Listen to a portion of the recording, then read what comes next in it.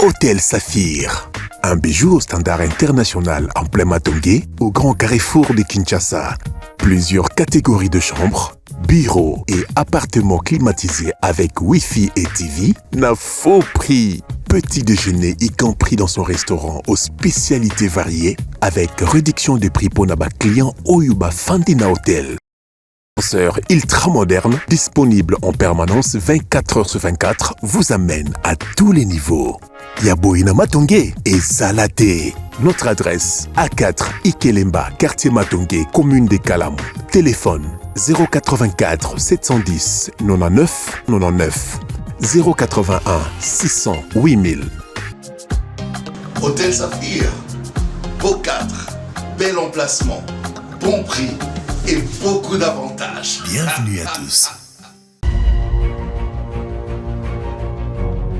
Nous voici devant vos petits postes téléviseurs pour le deuxième numéro. Messieurs et dames, bonjour et bienvenue. Alors nous allons recevoir Monsieur Jean Malenga Mongumu, vice-président fédéral de l'UDPS Tshisekedi, fédération de Kinshasa Funa, pour la deuxième partie. Mais avant cela, je reviens avec les informations du jour. Nouvelle bombe sur la population civile à Minova, des morts enregistrés. Sénatorial début ce mardi des audiences sur le contentieux électoral à la Cour constitutionnelle. Assemblée nationale, Vital Kamerhe est seul candidat à la présidence, majorité opposition en ordre dispersé pour les postes. Pour les autres postes, Kwilu, 2 détenus s'évadent du cachot à Idiofa, au moins 33 évadés depuis le mois de janvier 2024. Massissi Roubaya, le rebelle du M23, exploite illégalement les minerais pour les encheminer au Rwanda. Roubaya, toujours la RDC, accuse le Rwanda d'entreposer les minerais pillés pour une exportation ultérieure afin d'éviter la hausse de ses statistiques. Équateur, le gouverneur demande à la Banque centrale du Congo de geler les comptes de l'Assemblée provinciale. Kassai, le port Kalima et l'hôtel de Palme sous menace d'érosion. À Ilebo, Ituri, stabilisation de la situation sécuritaire sur les axes Bunia-Mongwalu et Bunia-Mahagi depuis 5 mois. Mbujimai, manifestation des élèves de SGTK contre la spoliation de leur école. Sénat, la session inaugurale fixée pour ce mardi 14 mai. Présidentielle aux États-Unis, Joe Biden mis sur son plan d'infrastructure face à Donald Trump. Allez, on va démarrer pour la deuxième partie, messieurs et dames. Encore une fois, bonjour et bienvenue. Monsieur Jean Malenga, Mbalali Bosolo Kanabosolo Télévision, Mbote na yo pe boye bolam. Mbote sango. Oza Tshisekediste ou bien ozali nani tolobaka combattant, tolobata langage bato balobaka. Ozali combattant ou ozali Tshisekediste? Nazali Tshisekediste parce que nazali coordonnateur national et la structure appelé les disciples de Tien Tshisekedi. Est-ce que la structure est officielle na parti et Yebani? Oui, ils sont officiels, ils ont même la personnalité juridique na yango. Et ngamoko nazali vice-président fédéral, il y a UDPS Tshisekedi na fédération ya Kinshasa Funa. Est-ce que ba acte aux opposés yango pe na kombo ya parti? Ba acte na opposés net ko ya na émission boy na ye na kombo ya structure les disciples de Tien Tshisekedi parce que normalement, c'est l'organisation à parti. Avant, nous avons un combo à parti. Normalement, il faut la mandater. Il faut la mandater, c'est-à-dire qu'à côté de secrétaire général, Augustin Kabouya, que je respecte, que je salue même de loin, qui est vice-président fédéral, c'est que les colons ont président fédéral, comme on est Pierre Zomba, Ndomatezo, il faut un mandat et pas un bango. Tant que nous avons mandaté, nous avons en tant qu'acteur politique, un homme politique, nous avons sali commentaires et actualité par rapport à Yebeli. Mais, dans en tant que coordonnateur national de la structure, les disciples de Tien Tshisekedi. Très bien. Oyo, naeko lobela kama mukepo na yango. Donc, Toloba Tien Tshisekedi a le rôle à dénominateur commun. Dénominateur commun, oui. Tout le monde makamona bino Tien Tshisekedi mute combat et espoir pour tout un peuple. La lutte d'un homme, la lutte d'un héros. Tshisekedi a bondi 37 ans avec l'UDPS, il y a lutte pour qu'un jour finalement l'UDPS a comment à pouvoir. Alina Tunobo. Tango UDPS abondi. Et là, combien na pouvoir? Bitumba na binu. Oyo bobunda 437. Tant beaucoup na pouvoir. Réaction na yo le la Tshisekediste. Papa zali so na bon moïté. D'abord, bitumba ya Etienne Tshisekedi ndengera otoloba ya te permettre biso le loto comme na bokonzi. Biso d'ailleurs na cadre ya les disciples de Etienne Tshisekedi de l'ingaki bitumba wana et les kana pambate. Voilà pourquoi nous avions eu à créer cette structure pour na pérenniser ba idée nae. Parce que idée na ezalaki nini? Idée na ezali l'état de droit. Ce qui mutu asali mabe bakangiye. Mais au moins erreur moko ezali sikoyo pona ngai. Je pense mutu so bakangiye ba condamné. Mokolo bako akiteye normalement so kazalaki un ministre un homme politique qui a mal agi na période oyo so bo libérer ye bo akiteye mais il faut passer pe etumbu pour ça état de droit bo passer etumbu que 20 ans au exercer ba fonction politique fonction nationalité je crois que batebele ba robanga mais batebele bazo banga ba mesana na ko yiba ne ozolo ba même ba ministre ils parce que ba bi que non ata yibi akoti prison a kangamute mata 5 ans 10 ans so ba bimisié azongel na musala sans problème mais aussi Etienne Tshisekedi andai ko militer pour la démocratie, c'est-à-dire qu'on doit pouvoir sans kotangisa makila biso na biso to boma batute to zokisa batute to tangisa makila te. Voilà pourquoi biso to continuer na makanisi Etienne Tshisekedi bato bazo qualifier UDPS que lokola parti mo ezali ba vendeur ya ba illusion. Bo bandai ko tegela bato makanisi bo ebaki un jour ba ekokoma na ngote bo tegela bato bakadiosha bo tegela bato ba fiction. Quand nous serons au pouvoir, voilà ce que ça va donner. Vous payez ma promesse, vous continuez dans une vision panoramique, vous avez besoin de mater. Les lots, vous avez pouvoir. Makambo nyonso bino bolakaka batu. Makambo bino bomandaki ko faire rêver batu. Que ceux qui commis regarde cette gestion oh bolinga qui exemplaire beaucoup ya ko pesa sur l'état des droits les peuples d'abord. À ce stade ici, na utiko sala maloba moko il y a quelques semaines à lobby place Etienne Tshisekedi azala nkunda zo pe manakimia te. Pona nini bino batwayi de pes. Bino ba disciple Etienne Tshisekedi la majorité bokundi lisusu Etienne Tshisekedi parce que azo pe manakimia te pour le but pour lequel o yi abundela ikomba na ndimite soki lelo abimi atali mokili bwa koloba te na nesengo na likambo. Comment yo en tant que Tshisekediste oza ko évaluer la mise en place ou mise en valeur ya combat Etienne Tshisekedi? Est-ce que Tshisekedi est honoré aujourd'hui à travers la politique? Oyo mwana na yache, oyo bino batoyi de pes boye nango, oyo union sacrée zanango. Vous honorez Tshisekedi ou vous le critiquez encore davantage? Voilà ta ko évaluer. Oui. J'estime que toza ko honorer Tshisekedi. Olobi? Na lobi que biso selon biso ba Tshisekediste, to lobi que biso après la mort ya Tshisekedi nande toujours pouvoir. Biso to honoré. Bozo honoré la forme et on a fond. Te na forme te na lobi bon parce que oyebi yango bien que tant tozo ki bokonzi na premier mandat et bakale leka ki mingi pe bitumbezala ki akoleka. Voilà raison à tout le temps. Ozo le Kabila, on a ba raison à tout le temps. Mais aussi le Kabila tika binote vous voyez l'ombre de Kabila partout. Non, tozo mon a l'ombre ya Kabila partout te à tout moment te mais to lobi que si ko nde biso toza la majorité. Si ko nde to yebi que tu as la possibilité de travailler sans que ba ambiche ba obstacle ba tirer la kibiso yo bien que Félix Tshisekedi aza ko bunda pe a continuer ko bunda pona en fait que makambo tambola na mboka oyo bitumbaneza partout bitumbaneza ali à l'interne même à l'extérieur à l'extérieur c'est-à-dire na kati mboka za bitumba na communauté internationale aza bitumba aza ba ennemi o bazo bundisa o balingi asa mosala comme il se doit être. Mais comme c'est quelqu'un qui est honnête, qui est sérieux dans l'engagement naé, moi je le connais parce que j'ai vécu avec lui. Moi je le connais, je sais que c'est un homme sérieux, un homme honnête. Ba engagement o yazwaka comme ça on a souka. Donc comme tous on a débit à mandat, il y a deuxième mandat. Ah bon? Oui. Ah bon? Donc on a débit à deuxième mandat. Oh, écoute même dans le gouvernement. C'est-à-dire pour la bino Tshisekedi du premier mandat, pour évaluer raté, premier mandat etali carrière politique na été etali image de Tshisekedi bino bo compter la Tshisekedi ya banande ya deuxième mandat te premier mandat asali musala ajeta kinde ba jalon atiaki déjà ba base sikoyo nde azokokisa sikoyo oyo nyonso ya banda ekosala parce que en réalité eza que même atandako avant to apprécier yango to bakendako kitoko batongi mais bandana na ba fondation oyo na premier mandat ezalaki nde kotia ba base solide oyo ko permettre à travailler sur malam. Voilà pourquoi même koya nanga awa yaki koya pour que mandat ozoya to pesa kama ba kanisi oyo ko permettre que étant Tshisekedi ndengo lobeza na kunda kuna à ces périodes bah oui réellement mon fils à la fois biologique et mon fils politique à sala ki musala pe asali musala oyo et pe singa lokumu.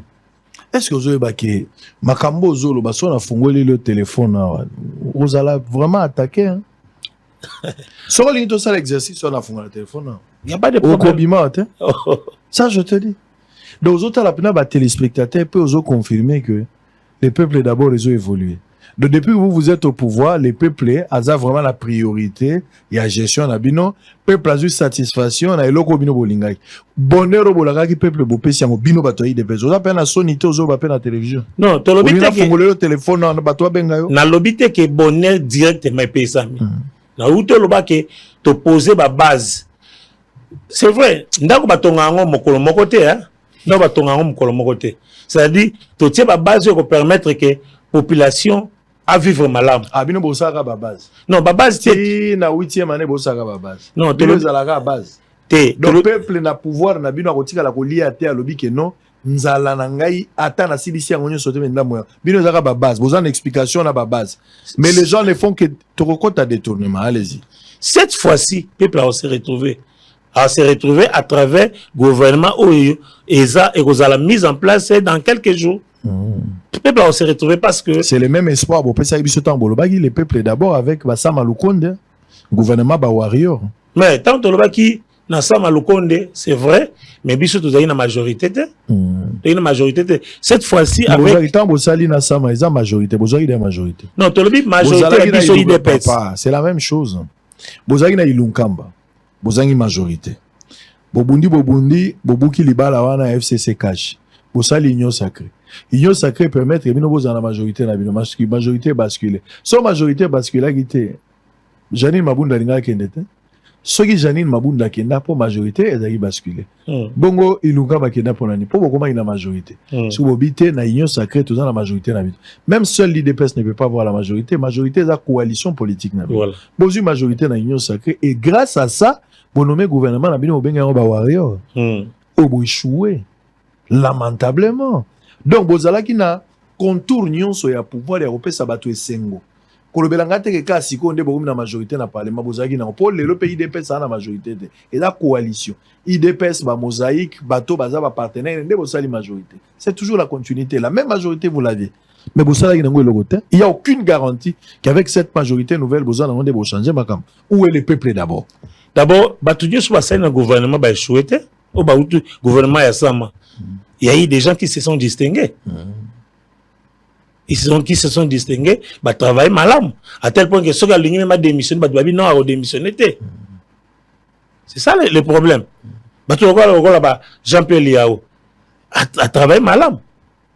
Bah tu vois là, Antoinette Samba, à travailler malam. C'est-à-dire il y a des gens qui se sont distingués, qui ont bien travaillé. Et nous voyons que le gouvernement Samba a échoué totalement. C'est vrai que la réalisation, monsieur, comme qui au pointé na soukate, mais nous sommes convaincus que avec cette nouvelle équipe qui sera mise sur pied, makambo nyonso eko s'améliorer. Problème est à la biso ba congolais, nous voulons que les choses se fassent rapidement. Écoutez, retard et à échec.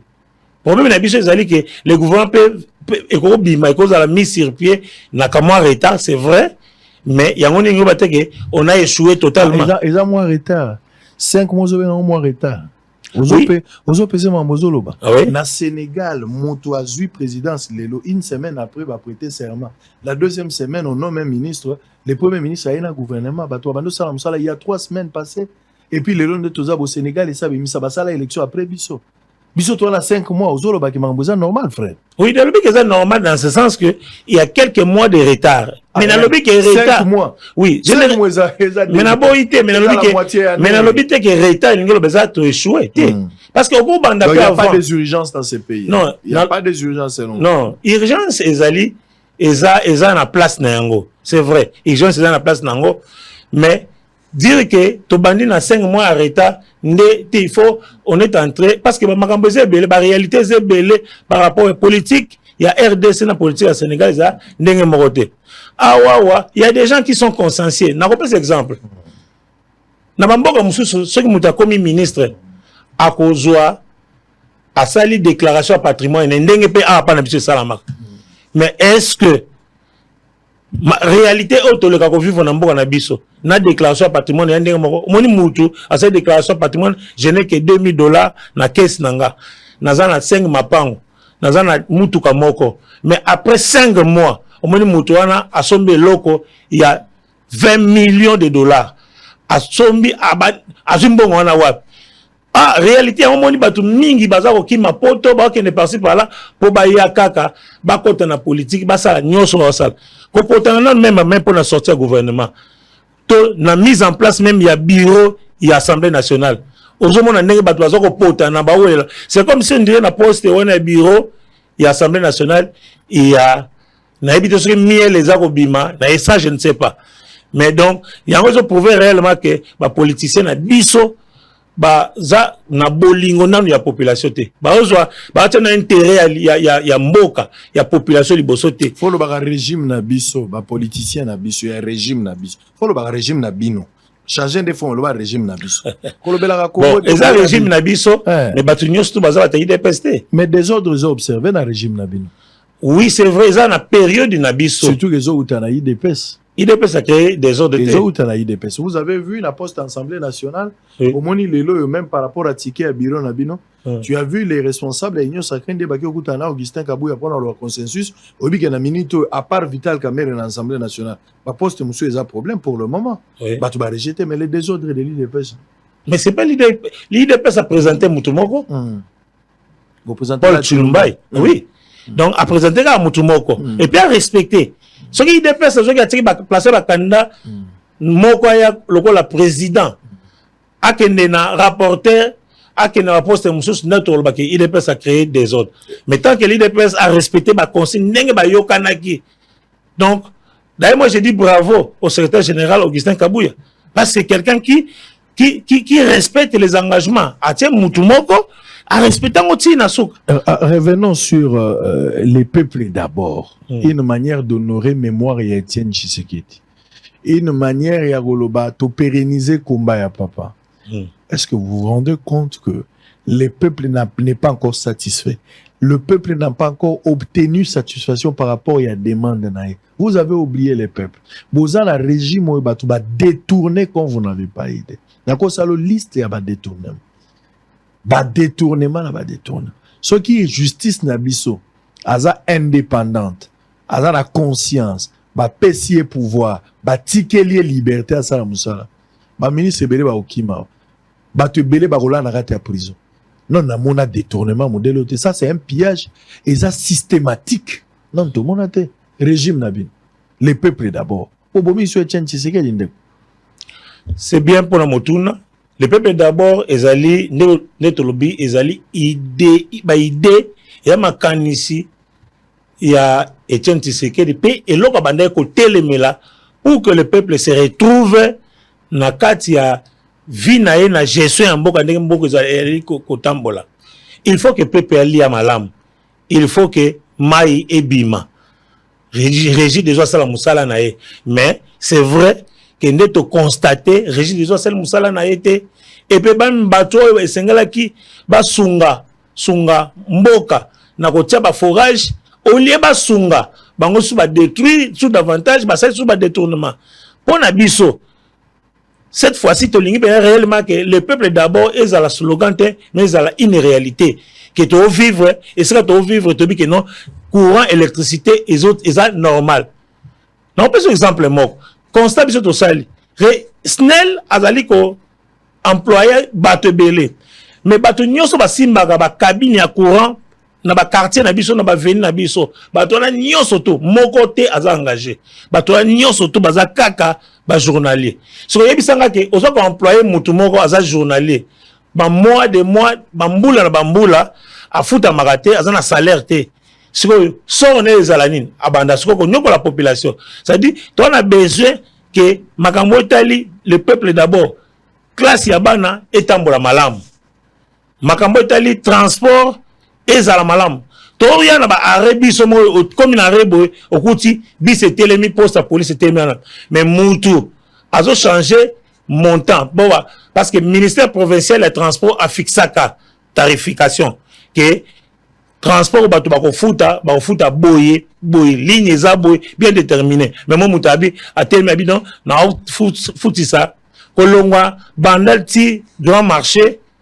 ba obengango so alobi 25 ngolo bateke au PC 25 francs, 2500 francs pour au matin. Mais ça échec, il y a état des droits. Parce que l'État est inefficace. Des ordres doivent s'observer parce qu'il n'y a pas de mesures impopulaires, draconiennes, des mesures d'accompagnement et à la décision prise par les autorités. On ne sent pas l'autorité de l'État. Alors que pas Nabino de Sengeli Batouba Banga. Je me rappelle, je l'avais dit la dernière fois, Etienne Tshisekedi.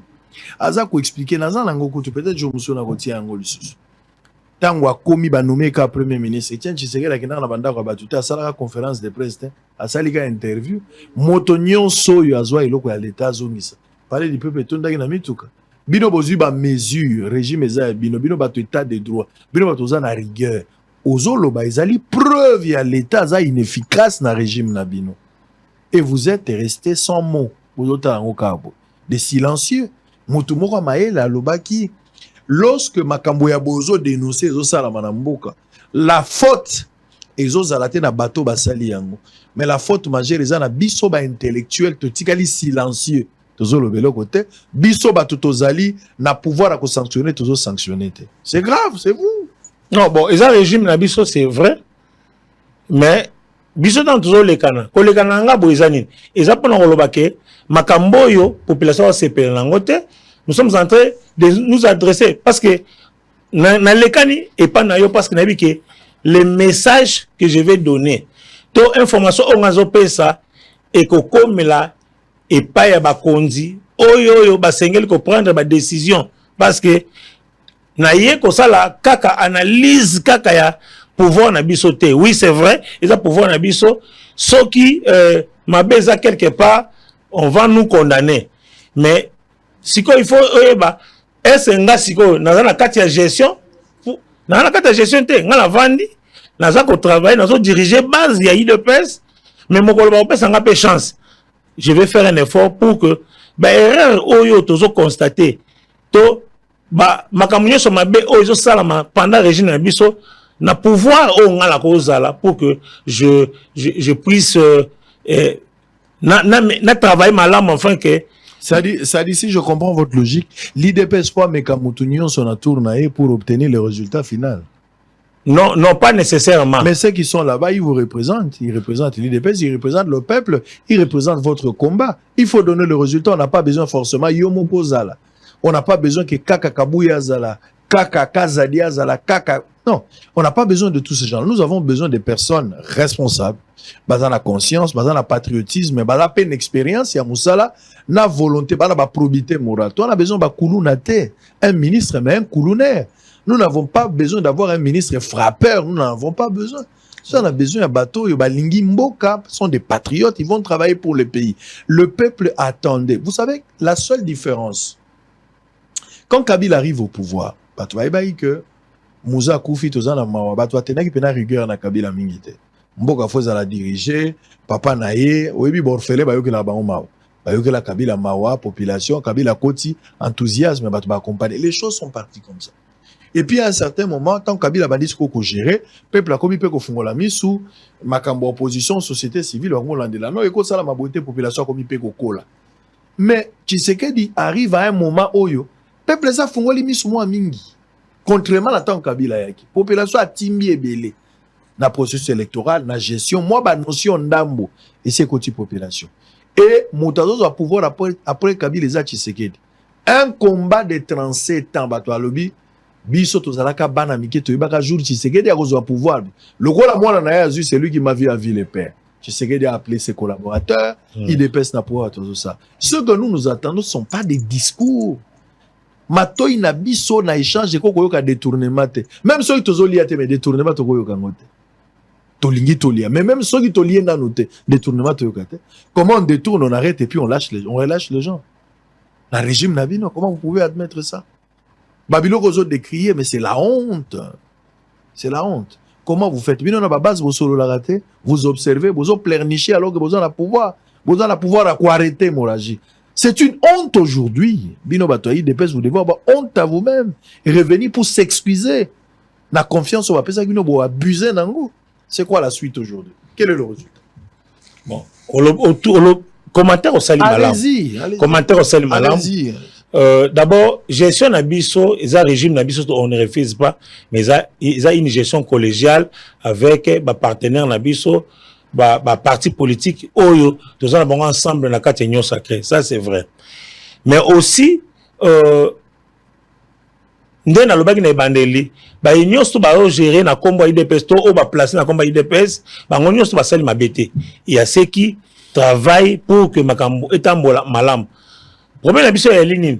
Koloba na biso ne tozolo babo, eza pour que le prochain gouvernement tango koya ezala constitué na batu oyo ba lingi mboka pe ba lingi ko accompagner le chef de l'état na mission oyo nation PCA. O mboka PCA. Parce que oui, c'est vrai biso to pronaki le peuple d'abord. Mais il faudra que ces peuples-là, à ces peuples-là, réellement, quand on est au bas, tant que tu sais que les pères, on a commencé à kaka bokondi directement, même le taux d'échange, bon, ya dollar, et mataki, ya ngomoko, et c'est stabilisé. Kaka tango ya komi. Tant que ça pèse kaka batumbo, toi solo, après un petit message, ma caméra qu'on s'arranger. Avec Félix, tu sais que dit, oui, c'est vrai, yo mo le bas, que, à Zui bokondi, na période, où le bateau, ba fungoli misu, makasi. Bien que bitumba pesa mingi na régime na ye na période o yaza azu bokonzi du fait que ezala na kati ya membre ya IDPS o ya pesi confiance a placer bango na gouvernement o le basala musala ba osa ba détournement.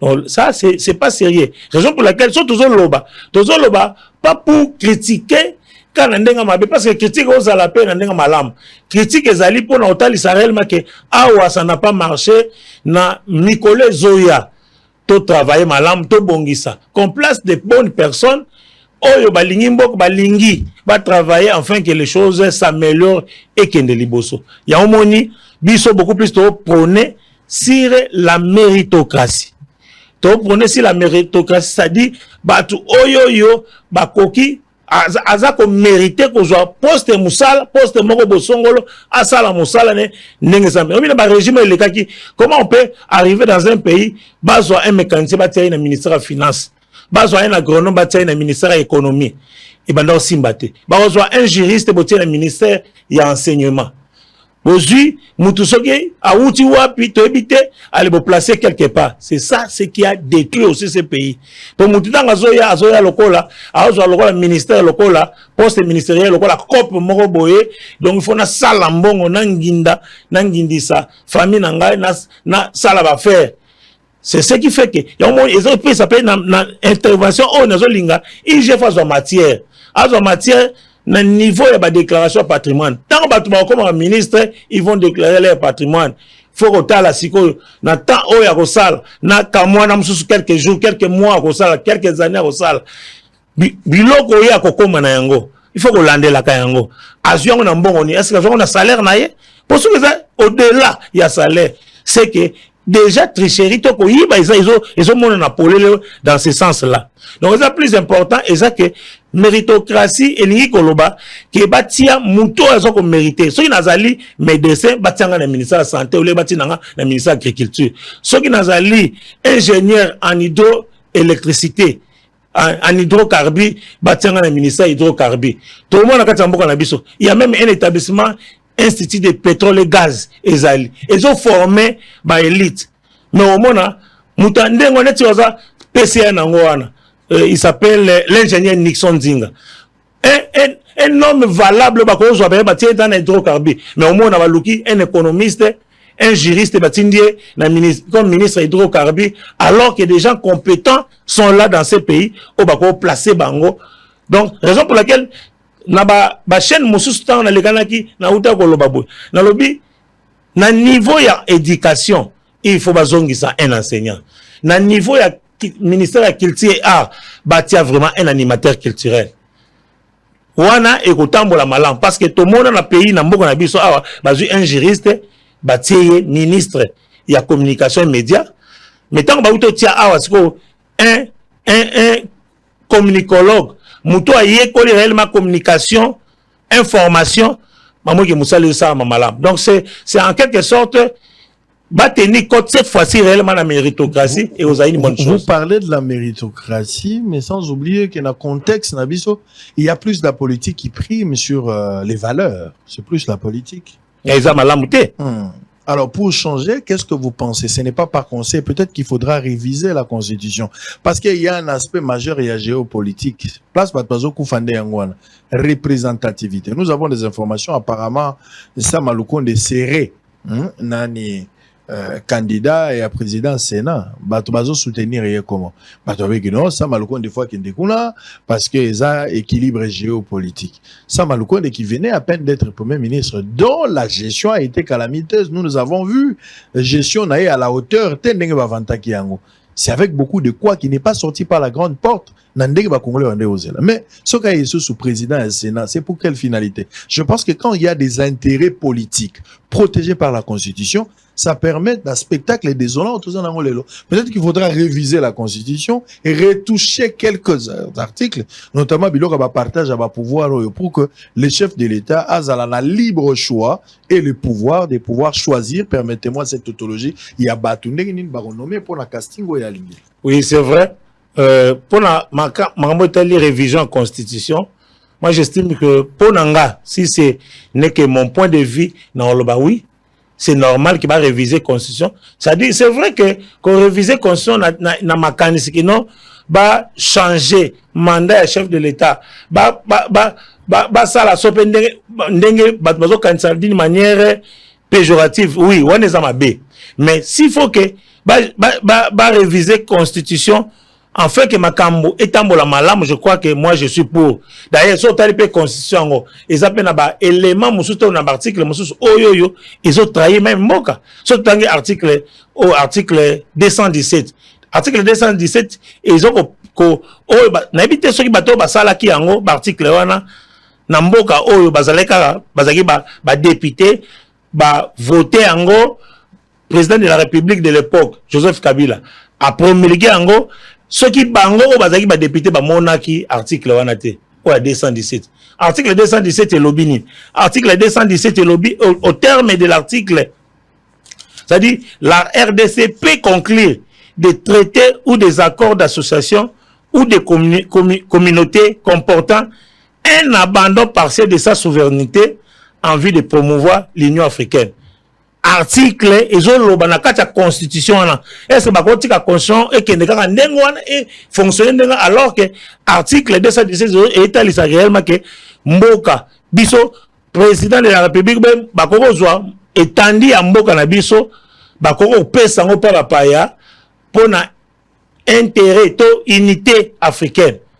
Donc batunyo so bazo ganga lelo soit disant opposant critiquer Félix Tshisekedi bazalaki ba député na kati ya mboka oyo bazalaki ba autorité na kati ya mboka oyo tango bango bazalaki wana coup de Félix Tshisekedi azalaki même état président de la République ité bango ba vota baza parmi bato oyo bazalaki pour à mon avis baza parmi bato oyo ba lekisaki article oyo pour bazalaki na vision déjà ya ko balkaniser to ko teka mboka na biso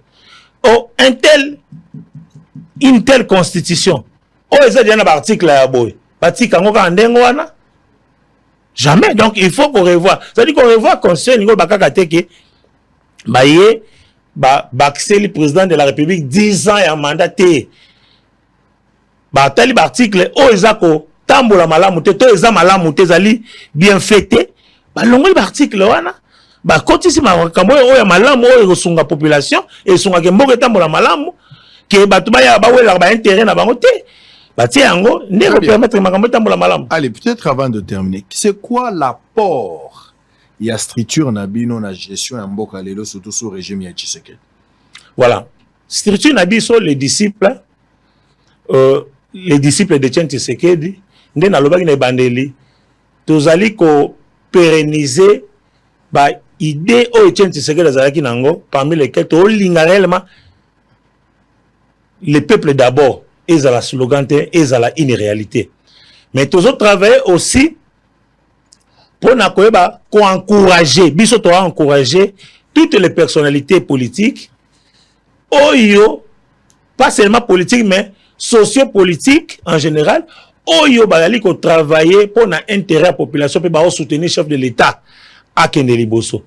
Tous ça na mbongo opesa bango te mais biso elon to salaka biso to instituya ba diplôme de mérite na diplôme d'honneur oyo to yaka totali d'ailleurs parmi bato biso to kanisa ki to pesa diplôme d'honneur eza Israël Mutombo Sango to bon to komela officiellement to pesi yo to biso na date boye to koya po to pesa yo diplôme d'honneur parce que osala musala non convenablement oza sans parti pris ozo bunda enfin que mboka tambola malamu tozo pesa ko encourager batu ndengwa parce que to pesi mutu diplôme d'honneur to ye to lobby que ozo sala malamu pour na intérêt population ozo soutenir chef de l'état alors to pesi longonya to sengi o continuer koza lokola te ba détourner mbongo ba pesa ke mbongo continue projet na gouvernement pour sala makambo malamu mais ya zimbongo wana akomisa ngo ya poche na libenga na ye lokola ba oyoyo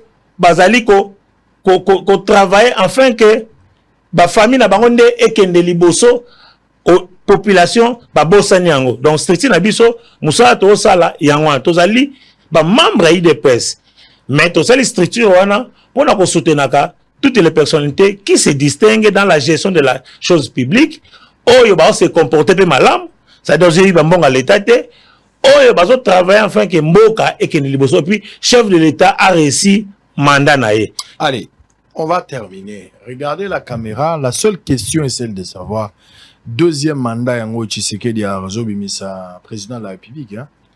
Azobimisa gouvernement en fait Makalaming était premier ministre Bimi a composé Tshisekedi a coupé sango maboko et puis to sango total la que ça va donner tout c'est là-bas bakoya te nazako benga population et ba que ba ministre oyo bazako ya sika to yebani na bango te ba gouverneur o ba esika to moni bango te moto mo alobaki na ngao te frère na bino komi gouverneur na ville yo lobaki te papa makamba mboka eza makamba ba frère te.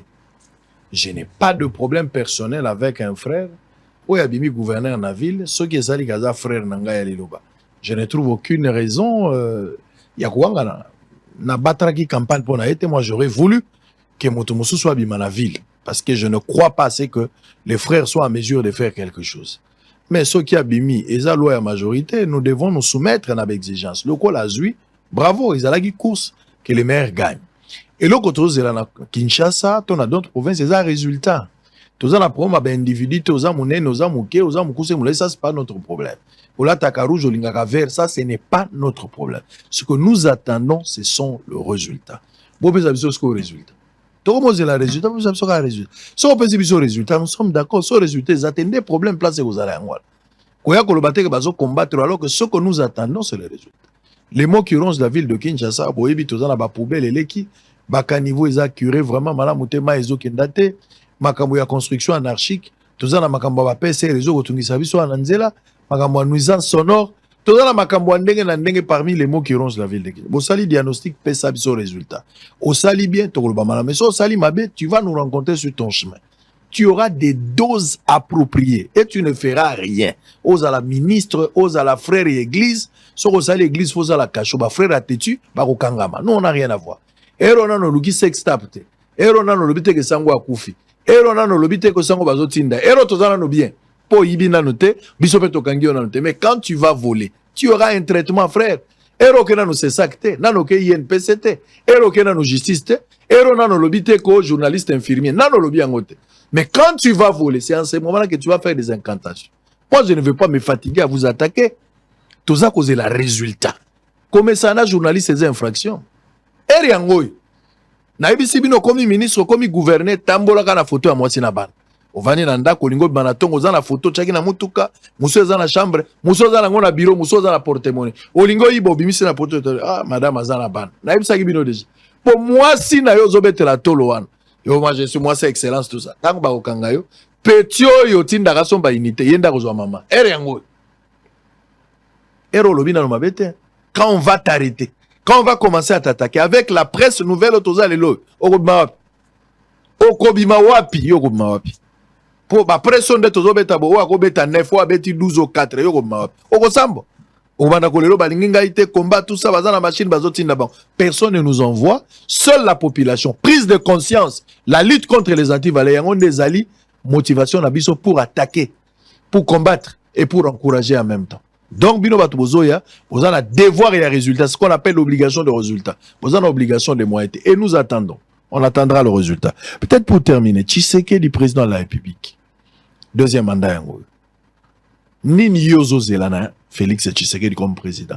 Nenge atie mama oya commission premier ministre. Nini yozo zelolobi, o soke salaminga esengonanga. Chef de l'État zolanda peut sa recommandation. On va terminer par là.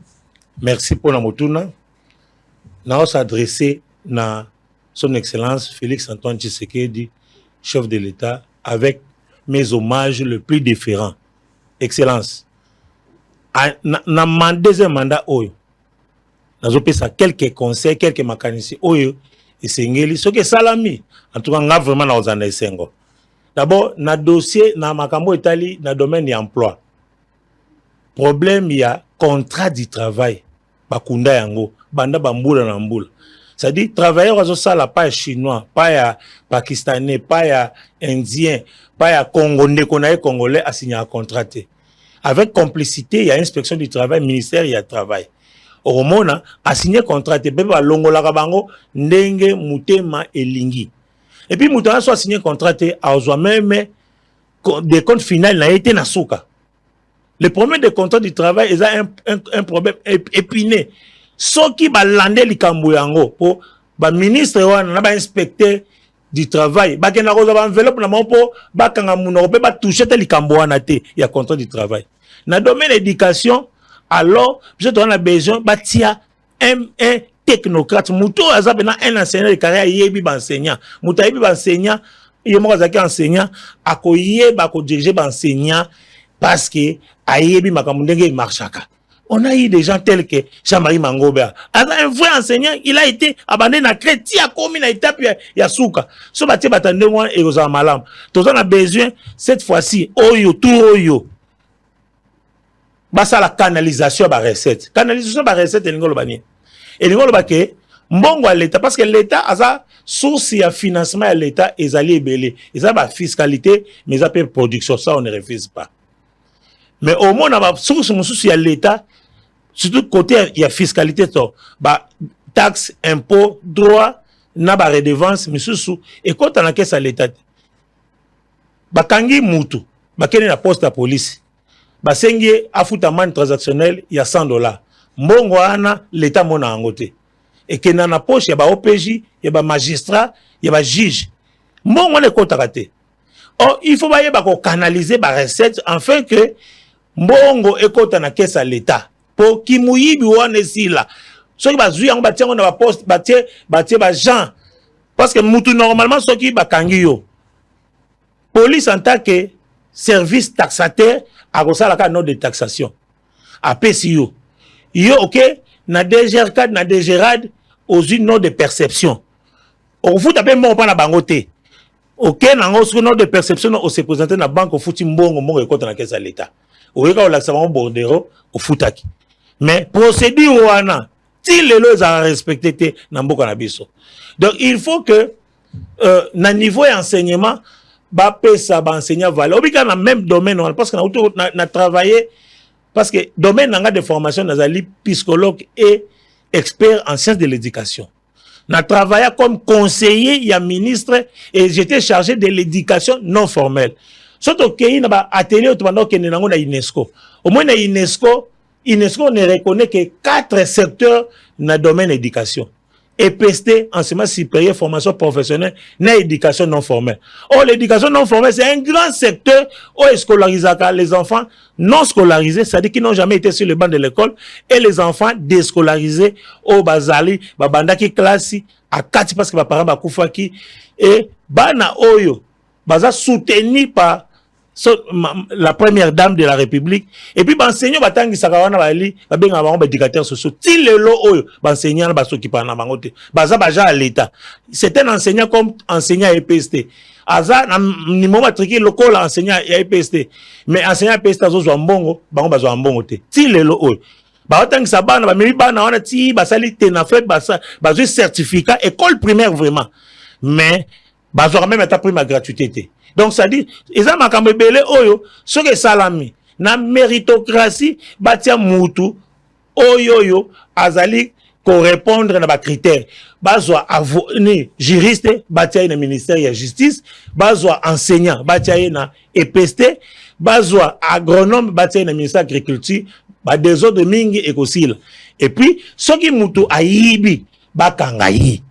Na comme état de droit ba tangiye ça la fait geler là bien et puis tant ba geler à part que geler même ba bien na ye muto ba condamné ndengwana sanction azwa sanction na ye ezali que akoki pendant 20 ans akoko aussi exercer té wana ezali bonne chose. Allez, merci beaucoup Jean Malenga Mungumu.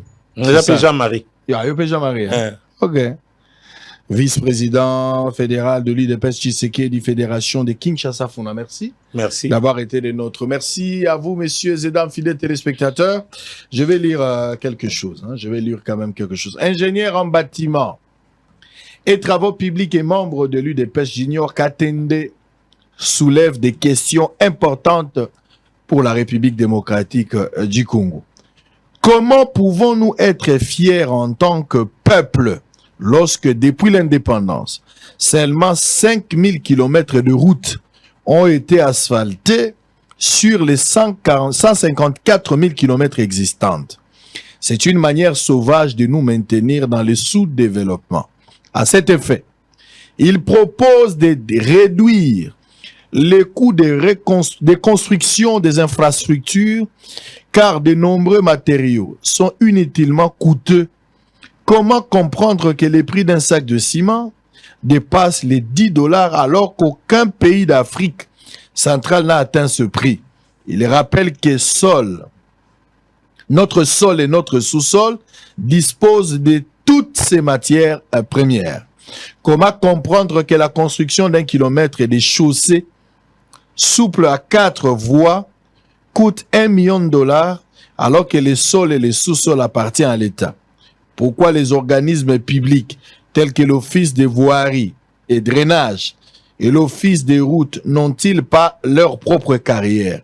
Comment accepter qu'un étranger vienne chez nous et nous vende nos propres matériaux concassés issus de nos carrières à prix d'or?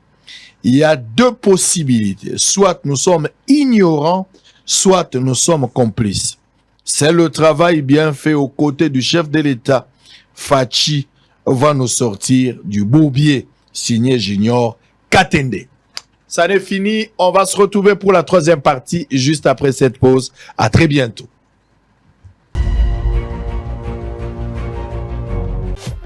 Hôtel Saphir. Un bijou au standard international en plein Matongé, au grand carrefour de Kinshasa. Plusieurs catégories de chambres, bureaux et appartements climatisés avec Wi-Fi et TV, n'a faux prix. Petit déjeuner y compris dans son restaurant aux spécialités variées avec réduction des prix pour naba clients Oyuba Fandina Hotel. Ascenseur ultra moderne, disponible en permanence 24 heures sur 24, vous amène à tous les niveaux. Yaboina Matongé et Salaté. Notre adresse A4 Ikelemba, quartier Matongé, commune des Kalamou. Téléphone 084 710 99 99 081 600 8000. Hôtel Saphir, beau cadre, bel emplacement, bon prix et beaucoup d'avantages. Bienvenue à tous.